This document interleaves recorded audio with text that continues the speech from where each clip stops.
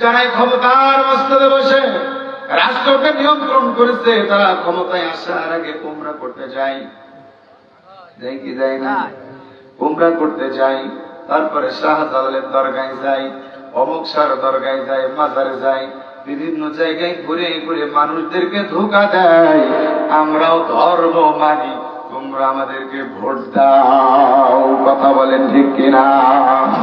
কিন্তু আমরা 54 বছর বাংলাদেশে দেখতে পেলাম, যারা আমাদের কাছে এসেছে আল্লাহর দোহাই দিয়ে তারাই ধর্ম ব্যবসায়ী করেছে। কথা বলেন ঠিক কিনা?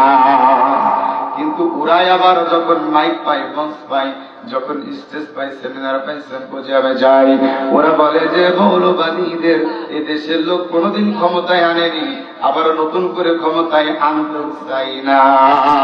কথা বলেন ঠিক কিনা? ওরে জনগণের কাছে বাক্স দিয়ে দেখো, জনগণ এবার কোন খেলা খেলে দেখিয়ে দেয়, কোন খেলা খেলে। কথা বলেন ঠিক কিনা? আমরা প্রশংসা করব শুধুমাত্র কেবলমাত্র আল্লাহ। এই জমিন জাত আইন চলবে তার। কথা বলেন ঠিক কিনা? কেন প্রশংসা করবা? ওই আসমান বানিয়েছেন আমার আল্লাহ, জমিন বানিয়েছেন আমার আল্লাহ, রাত বানিয়েছেন আমার আল্লাহ, এবং দিনকেও বানিয়েছেন আমার আল্লাহ। কথা বলেন সত্য কিনা? ঠিক কিনা? তাহলে আমরা এখন কার কথা মানবো? জোরে বলেন, কার কথা মানবো? তোমার কথা আর মানবো না, কারণ তুমি আমাকে ধোঁকা দিয়েছো। আমার ছেলে, আমার কোলের সন্তানটা নিয়ে যে রাতের আধারে গুলি করে মেরে দিয়েছো। কথা বলেন ঠিক কিনা? তুমি আমাকে ধোঁকা দিয়েছো। আমার ভাইকে রাতের আধারে তুমি ধরে নিয়ে গেছো, গ্রেফতার করেছো। কোন দোষ নাই, কোন অন্যায় নাই। নাশকতার মামলায় তাকে তুমি মামলার আসামি বানিয়ে তাকে তুমি বিভিন্ন কায়দা কৌশলে জিহাদি বই নাম করে কোরআনের তালিম করছিল। ওখান থেকে উঠাই নিয়ে গিয়ে কোরআনের ছবিটা দিয়ে, বইয়ের ছবিটা দিয়ে তুমি জঙ্গি বই বলে আমার ভাইকে গ্রেফতার করেছো। ভাইকে তুমি মামলা দিয়েছো, ভাইকে তুমি খুন করেছো, গুম করেছো, অত্যাচার করেছো, অর্থ জরিমানা করেছো। কারণ তোমাকে আমরা দেখেছি, তোমাকেও আমরা চিনেছি। কথা বলেন ঠিক কিনা? আমরা নতুন করে বাংলাদেশ সাজাতে চাই, শুধুমাত্র কোরআন দিয়ে বাংলাদেশ সাজাবো। আর কোন মানব রচিত বিধান দিয়ে কোরআন আমরা, আর কোন মানব রচিত বিধান দিয়ে রাষ্ট্র সাজাতে চাই না। কথা বলেন ঠিক কিনা?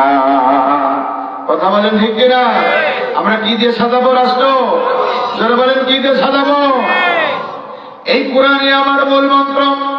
কারণ কোরআন নাজিল করেছেন কে? আরো জোরে বলেন, কে নাজিল করেছেন? কোরআন আল্লাহ নাজিল করেছেন। একটু আবার 3.5 হাত বডির দিকে তাকিয়ে দেখি আমার আল্লাহ রাব্বুল আলামিন আমাকে কেমন করে সৃষ্টি করেছেন, আমাকে কেমন করে বানিয়েছেন। আল্লাহ রাব্বুল আলামিন বললেন, ও পৃথিবীর মানুষরা, তোমরা কি করে, কেমন করে, কেমন ভাবে আমি আল্লাহরে ভুলে যাও। আমার আল্লাহর সাথে তোমরা কি করে আল্লাহর সাথে তোমরা নাফরমানি করো, কুফরি করো। কাইফা তাকফুরুনা বিল্লাহি ওয়া কুনতুম আমওয়াতান ফাআহইয়াকুম সুম্মা ইউমীতুকুম সুম্মা ইউহয়ীকুম সুম্মা ইলাইহি তুরজাউন।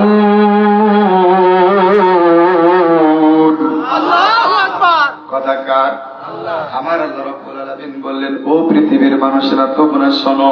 তুমি যখন তোমার মায়ের উদরে আসো নাই, মায়ের ওভানের ভিতরে আসো নাই, একটু চিন্তা করো তুমি কোন জায়গায় ছিলে। কাইফা তাকফুরুনা, কেমন করে তুমি দুনিয়ায় আসার পরে একটু সবল হলে, একটু তুমি শক্তিশালী হলে, একটু ক্ষমতা পেলে, একটু তুমি অহংকার পেলে, আর একটু তোমার গায়ে ভর হয়েছে, অর্থ হয়েছে, সম্পদ হয়েছে, ক্ষমতা এসেছে, এমনি তুমি আমি আল্লাহরে ভুলে গেলে কেমন করে।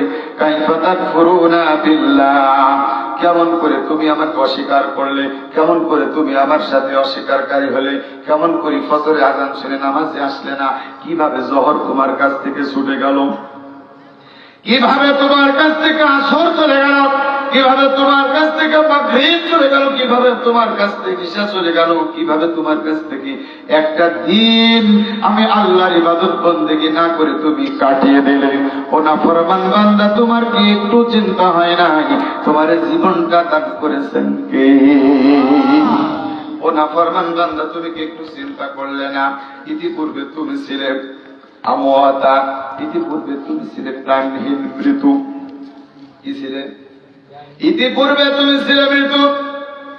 আল্লাযী খালাকাল মাউতা ওয়াল হায়াতা লিয়াবলুয়াকুম আইয়ুকুম আহসানু আমালা। আল্লাহু আকবার। কথাকার আমার আল্লাহ রাব্বুল আলামিন বললেন, ও পৃথিবীর মানুষরা তোমরা সব, আল্লাযী খালাকাল মাউতা ওয়াল হায়াতা, ও দুনিয়ার মানুষের একটু বিবেক দিয়ে আকল দিয়ে চিন্তা করো। আল্লাযী খালাকা, ও পৃথিবীর মানুষেরা, তোমার সৃষ্টি করার আগে তোমার কোনো অস্তিত্ব ছিল না। খালাকাল মাউতা, সৃষ্টির আগে তুমি ছিলে মৃত্যু, প্রাণহীন, তোমার কোনো অস্তিত্ব, নাম নিশানা, গন্ধ, কোনো জানার পর ক্ষমতা তোমার ছিল না। কথা বলেন ঠিক কিনা? ছিল।